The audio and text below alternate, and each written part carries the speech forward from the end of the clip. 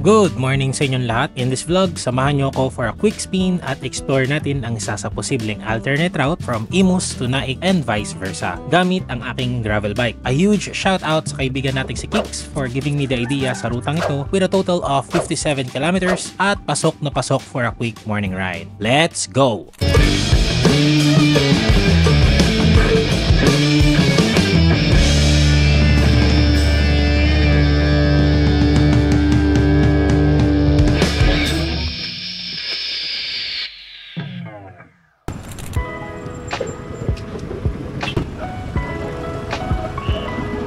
Ayan, nakaalis na rin tayo sa traffic, sa pinakakanto. So let's talk about the route. Itong ruta na dadaanan natin, napag-usapan namin ito ng isang barkada ko na si Kicks. So dapat magkasama kami kaso meron siyang pasok and gusto ko nang daanan tong ruta. Tatapusin natin yung mula sa District Imus hanggang parating tayo ng Pascam 2, Pagentry, and then dire-diretso papasok hanggang Naik. So itong ruta na to, kailangan natin i-expect ay gravel road at saka iniisip ko sa open canal baka sarado pa yung daanan doon dahil last time na dumaan ako doon sarado pa yun.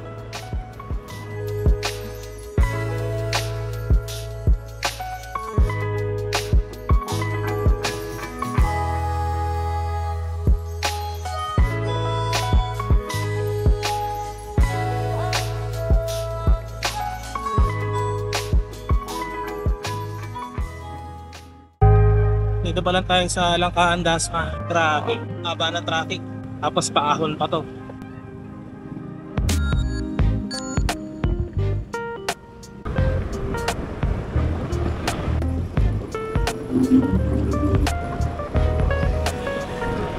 Ngayon we're heading to Salitran. Tapos District Imus. Daan tayo sa overpass.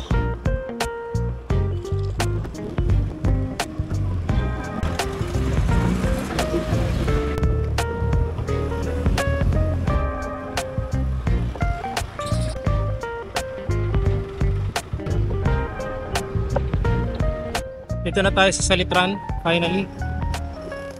It's 6:49 AM at matindi na talaga ang traffic.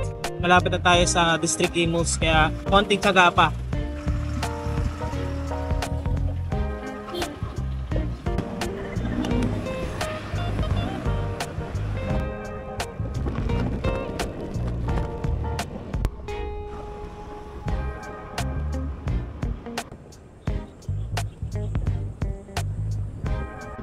District Imus. Dito tayo ngayon sa flyover. Dumaan. Papasok na tayo ng open canal doon sa masikip na daan na yun.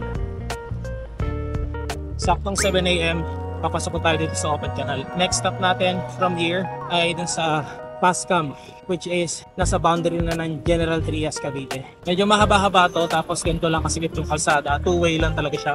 Kaya kailangan natin ng doble ingat. Pagdating ng 8 AM, magsuot na tayo ng arm sleeves dahil ngayon pa lang ramdam ko na yung init.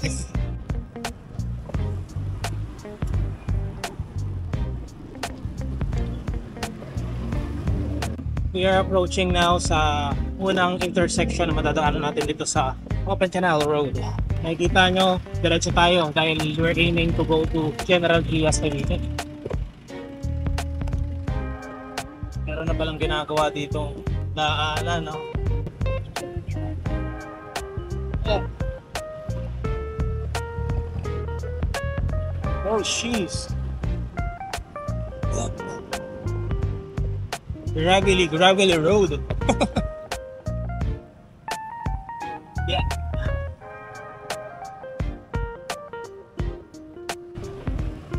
Diretso tayo. Ang ginagawa pala doon ay ang Malagasang flyover. In the next few years, tingin ko mas maganda na dumaan dito dahil kita nyo naman mas maluwag na yung kalsada. Siyempre expect din natin na halos puro magiging bahay na rin itong mga gilid dito sigurado. Dahil ang lawak niya, no? Malamang sa malamang po pwede ang gawing subdivision or mga establishments. Itong parteng to, a few days ago, dumaan ako dito nakasasakyan and sinarado nila to. Pero good thing ngayon, dadaan tayo na nakabike, nakabukas na siya. Diretso tayo ng Gentry. Yan, pag pumasok ka dyan, LT po yan. Ayan, meron naman mga signage. tayo, dediretso tayo. Little more distance, makakarating na tayo sa intersection ng Gentry kung saan tayo papasok. Ayan, we're leaving now Imus.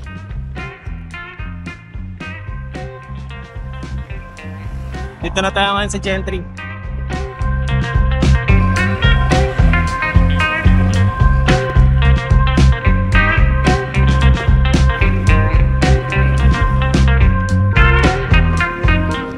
Malapit na tayo sa Gentry dahil dito na tayo sa mas masikip na parte ng Open Canal. Tatanaw na natin dito yung mismong barangay hall kung saan yung papasukan natin.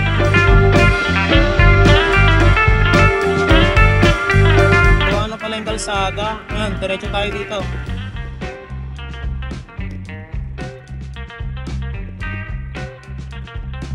Kaya papasok tayo dun. Mula sa maluwag at bagong gawang kalsada, dadaanan ng maliit at maluwak na daanang to. Isang diretso lang at mararating ang rough road section na may kahabaan. Smooth ko namang nalagpasan ng rough road section. Sa dulo nito ay may gate at sementado na ang kalsada. Makikita dito ang dinedevelop na lugar. Hindi ko lang sure kung subdivision ba to, pero makikita dito ang nagawa ng mga kalsada sa baba.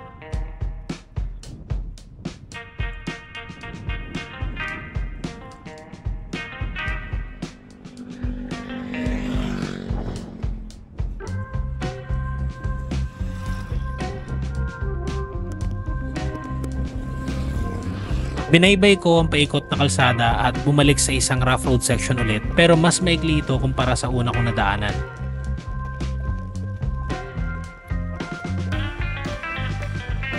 Sa dulo ay may dalawang daan. Sa kaliwa ay parang maliit na tulay pero may signage na bawal daanan. At sa kanan naman ay parte ng rough road pero pababa sa parang tuyong ilog o creek.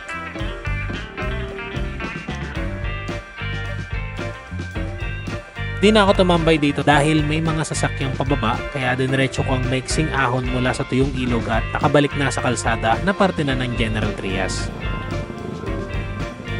Sa gilid ay saktong may karinderya kaya nag-decide na ako mag-almusal dito at magpahinga. Mga isang oras din ako nagpahinga, hinabaan ko na para isang pahingahan na lang.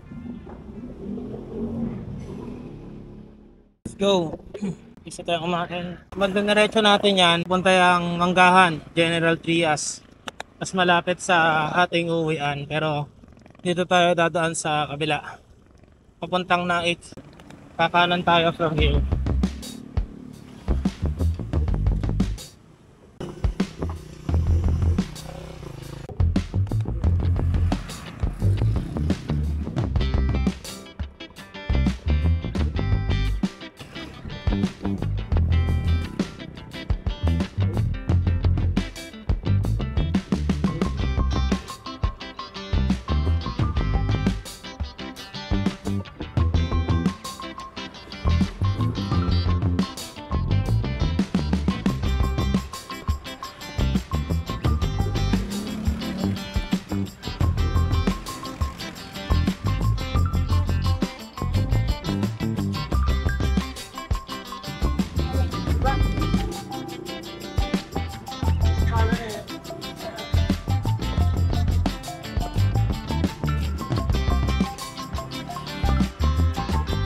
Go tayo dito.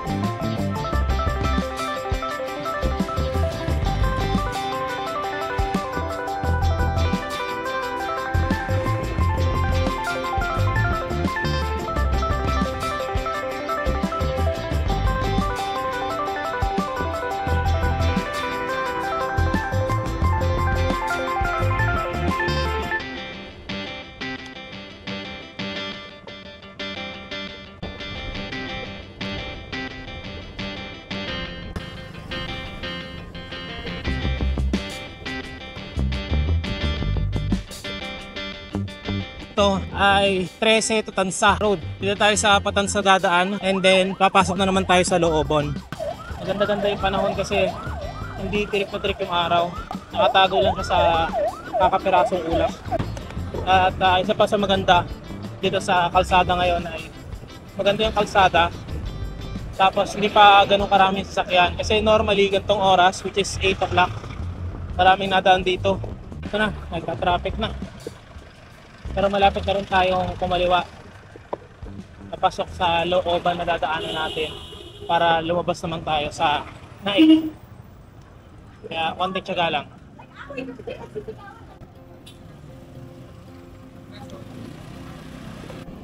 Malapit na tayong kumaliwa.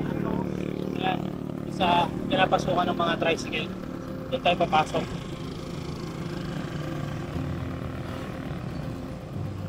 Kaya malit lang pala siya na parang istilita.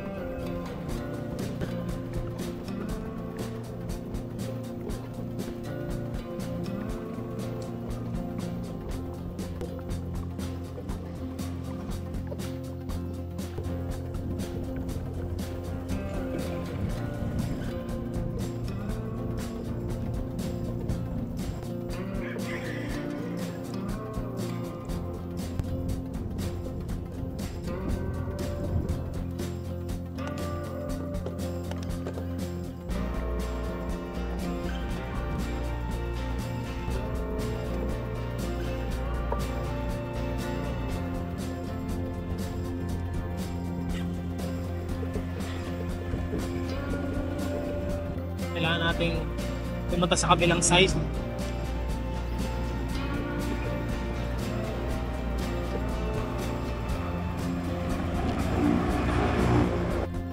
Main road.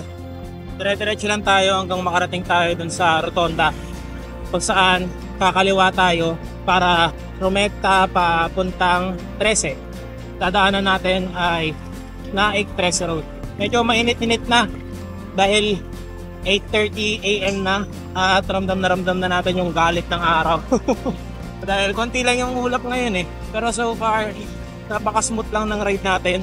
Kaya dapat dire-diretso na natin to para bago mag 10 AM or so, nasa bahay na tayo.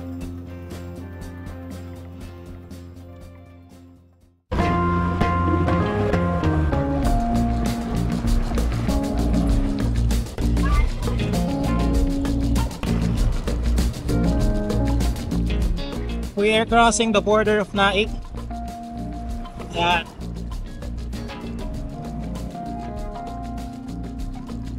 Next stop, dun sa rotonda para kumaliwa papuntang 13. Dadaanan natin ay Naik 13 Road. Let's go!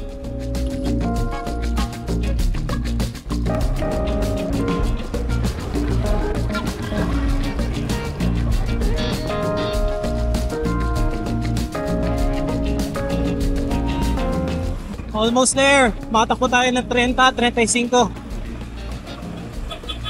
Saktong-sakto dito tayo mag-recover sa town marker ng Naik. Yung mayroong kalabaw. Sobrang lapit na. 2 meters away na lang tayo sa rotonda kung saan tayo kakaliwa. At babaybayin ang Naik 13 Road. Ayan na actually yung rotonda. At few kilometers away na lang makakauwi na tayo. Ayan, finally, 13 Naik Road. Ayan, medyo maulap-ulap. So sana magtago yung araw dyan habang binabaybay natin to.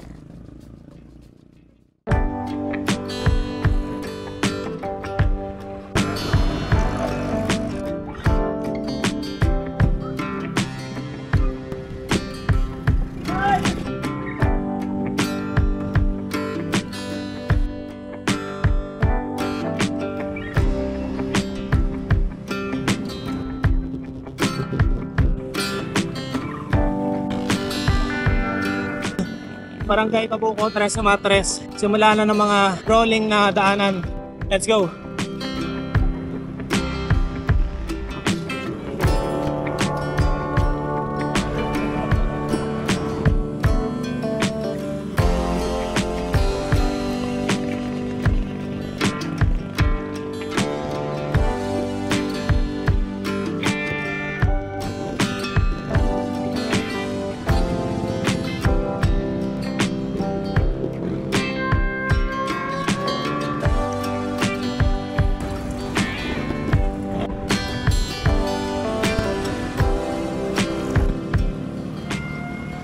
And finally, nandito na tayo sa Hugo Perez. Ito na yung huling ahon bago tayo kumaliwa uwi sa ating bahay. Masasabi ko lang, talagang napakainit ng panahon ngayon pero na-enjoy ko yung ruta natin. Yes, it is a quick spin or easy route pero iba pa rin yung dating kapag ka nag-explore ka ng mga maliliit na ruta within your location. So total distance natin makikita dito ay 56 kilometers. So hanggang dito na lang muna. See you all on the next vlog. I hope na nag-enjoy kayo at ingat.